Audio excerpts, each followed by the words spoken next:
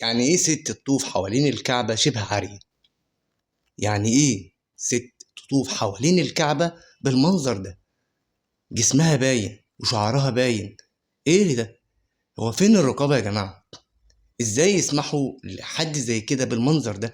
ازاي يسمحوا لستات، او مش ست واحدة، ده اكتر من واحدة، جروب كامل من الهند، تمام، ستات ماشية لابسة احرام الرجال، كتفها باين وجسمها باين وشعرها باين وماشية تتصور، والناس ايه المنظر ده؟ ايه المنظر ده؟ قدام آلاف الناس وفي رمضان. فين الرقابة؟ فين الأمن؟ فين أمن المملكة؟ فين يا جماعة المنظر ده؟ ما ينفعش. الستات دي بتصدر صورة سيئة عننا وعن المملكة، ما ينفعش كده. ازاي الامن سايبينهم كده؟ ما خدوش بالهم ان دول ستات؟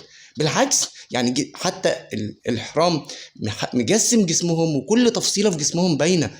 المنظر وماشية تتصور، ومش واحدة ولا اتنين ولا تلاتة، وماشيين وماشيين في وسط الرجالة ويتزنقوا في وسط الرجالة على اساس ان هم الرجالة مش واخدة بالها، بس الناس خدوا بالهم.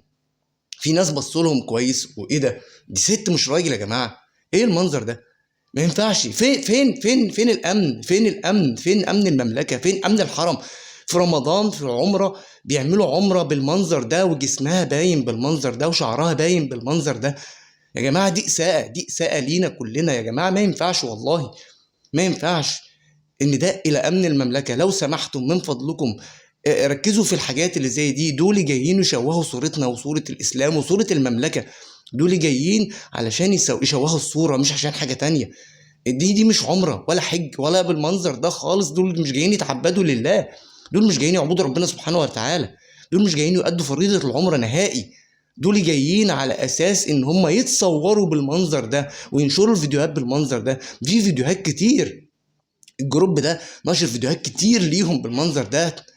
انا مش هقدر احط كل الفيديوهات، بس المنظر ده بصراحه منظر صعب جدا. انا شفتهم، انا شفت الفيديوهات، قابلني الفيديو على الانستجرام مشاهدات مهوله وتعليقات كتير، عامل ريتش جامد قوي. ببص لقيت فيديوهات كتير بالمنظر ده وملايين المشاهدات. حرام والله يا جماعه، ده خطر علينا احنا، ده ضرر لينا احنا، ده ضرر للاسلام والمسلمين، ضرر للمملكه. ما ينفعش. لازم يكون في امن اكتر من كده، لازم تركزوا. الستات ما ينفعش تدخل بالمنظر ده. دي مش حشمه. فين الحشمه خالص؟ مفيش خالص. جسمها باين وشعرها باين. سيبك من الشعر، يعني سيبكم من الشعر، ما خدتوش بالكم لان هي حلقه كاريه. طب والتانيه اللي شعرها طويل؟ يا طب مش نافع الكلام ده خالص. دي ست وتفاصيل جسمها باينه، ماشيه بالمنظر ده كده. هي يا راح تغوي الرجاله اللي راح تعمل عمره ولا ايه؟ راح تبوظ عمره الرجال. حرام والله، ما ينفعش الكلام ده.